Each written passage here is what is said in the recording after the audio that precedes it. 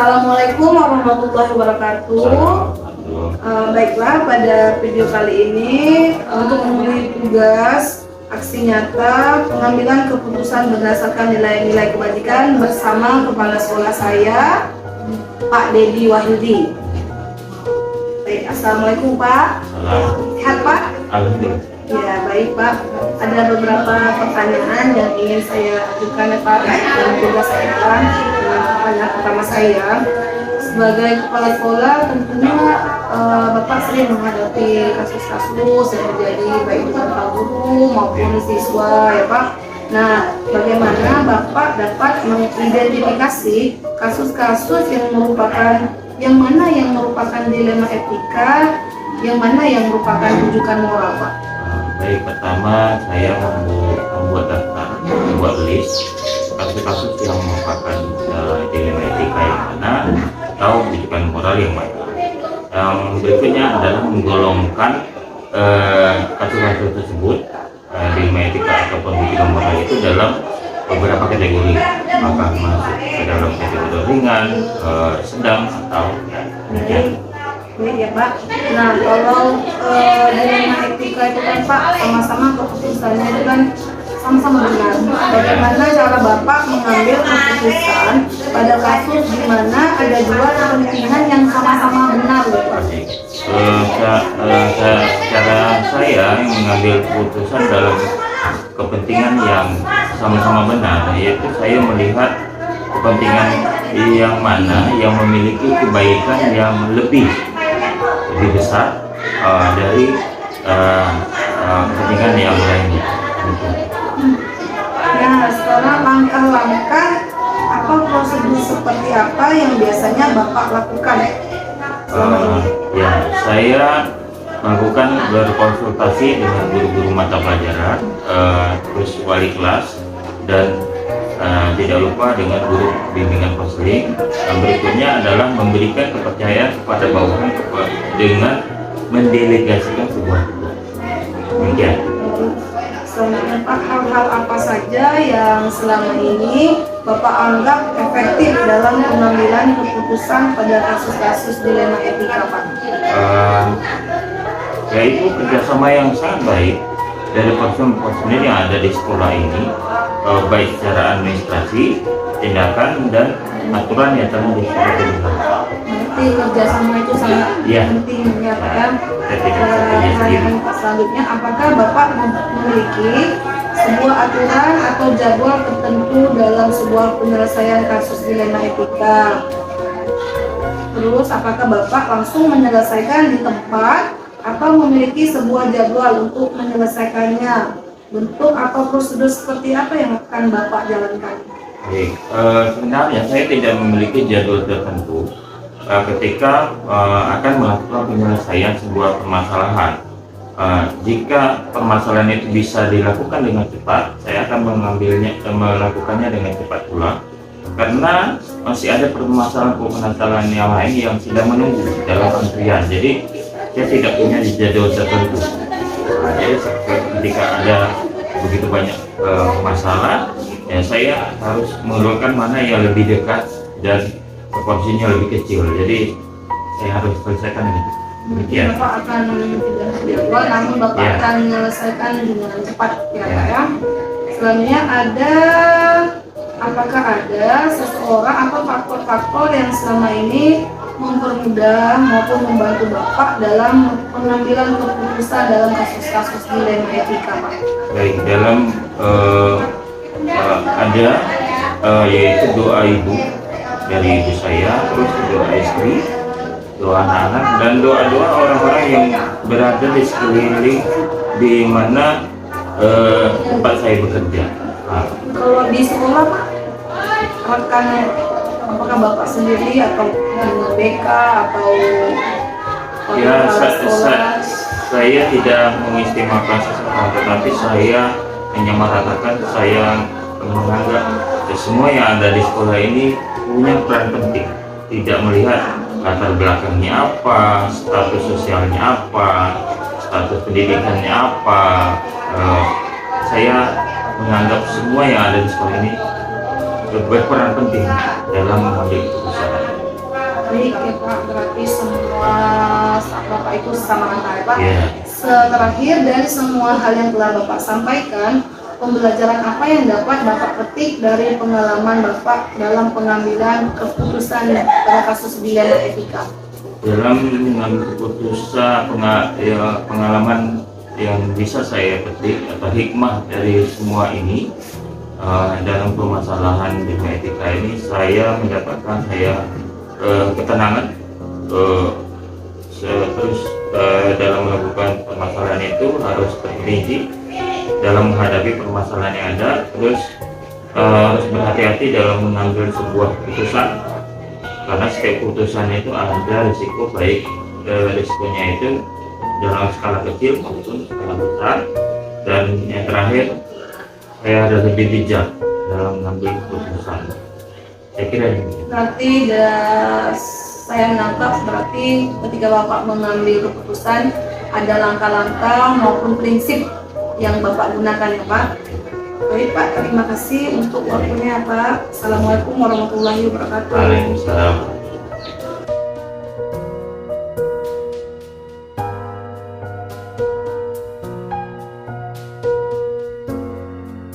Assalamualaikum Pak. Selamat pagi Pak Agung. Baik, sebelumnya saya mengucapkan terima kasih ya Pak, karena di dulu Bapak yang sibuk, Bapak mau meluangkan waktu untuk melakukan wawancara bersama saya untuk memenuhi tugas aksi nyata saya, yaitu pengambilan keputusan berdasarkan nilai-nilai kebajikan. Nah, ada beberapa pertanyaan yang akan saya ajukan Pak. Pertanyaan pertama, pada saat Bapak menjadi kepala sekolah di SMA Negeri 2, tentunya banyak sekali kasus-kasus yang Bapak hadapi Pak.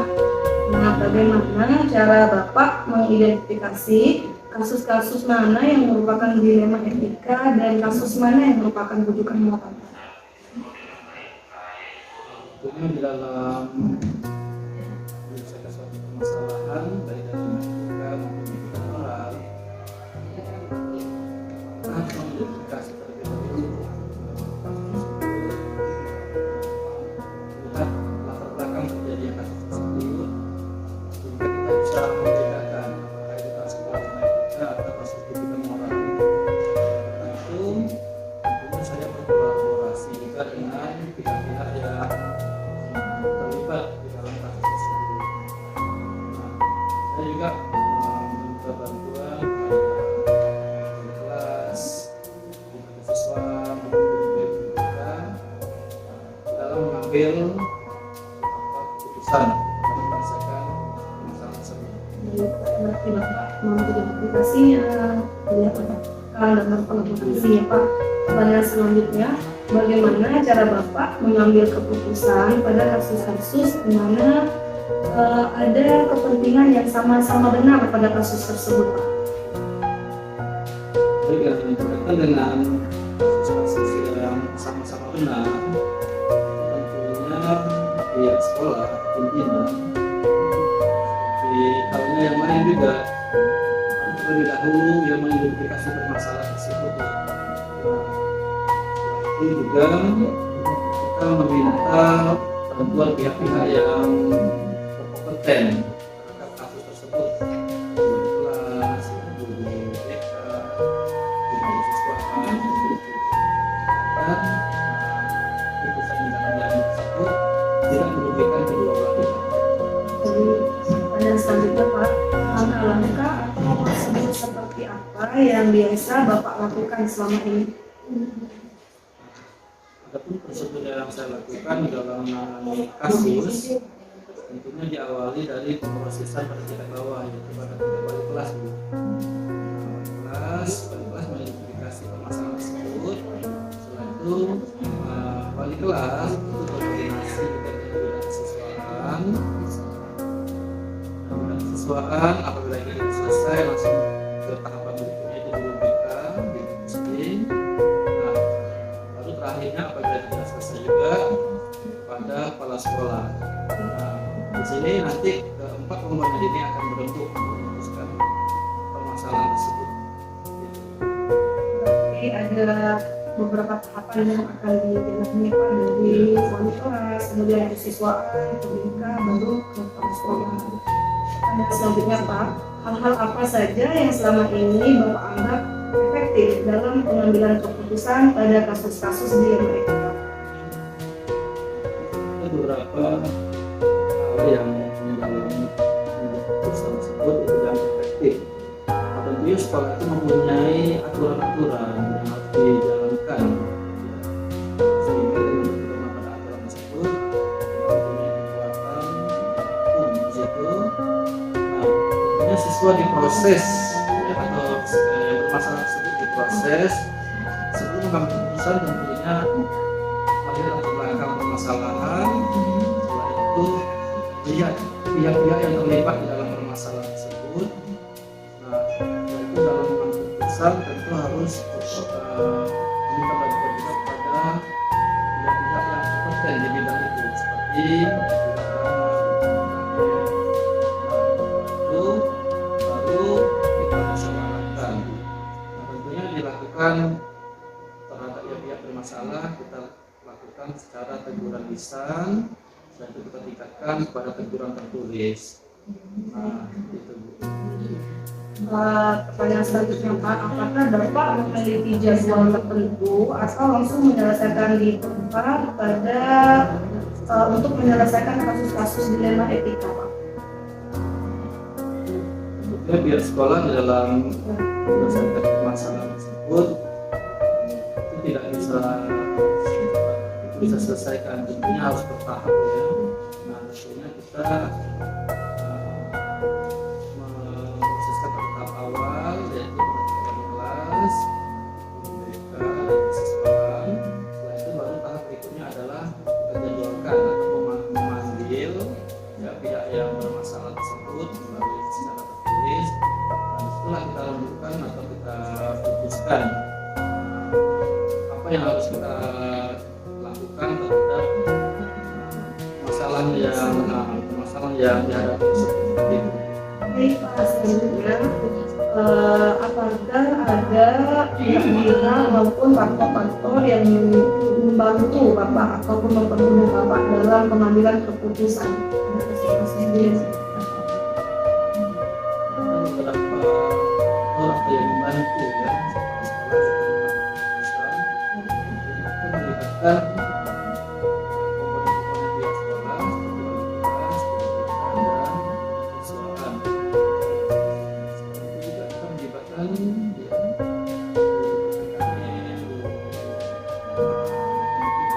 utama ya. Nah, sehingga keputusan yang diambil tadi itu adalah sebuah keputusan yang tidak merugikan kedua belah pihak, karena sudah diputuskan atau dicermati efek-efek yang akan timbul dari keputusan tersebut. Nah, itu. Baik Pak, ada pertanyaan terakhir saya. Dari semua hal yang telah Bapak sampaikan, pembelajaran apa yang Bapak petik dari pengalaman Bapak dalam mengambil keputusan dilema etika?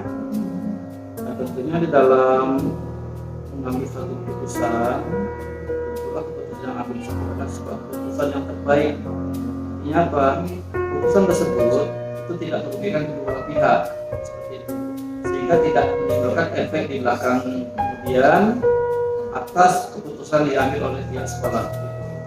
Baik Pak, dari hasil wawancara kita tadi, saya menyimpulkan bahwasannya untuk mengambil keputusan itu diperlukan tahapan-tahapan dan langkah-langkah, juga berkolaborasi bersama guru, wali kelas, guru BK, kesiswaan ya Pak. Jadi kolaborasi, dengan berkolaborasi melalui beberapa tahapan Bapak membuat keputusan. Baik Pak Agus, terima kasih untuk waktunya yang sudah Bapak luangkan buat saya ya Pak. Semoga senantiasa diberikan kesehatan ya Pak. Saya pamit ya Pak. Assalamualaikum Pak.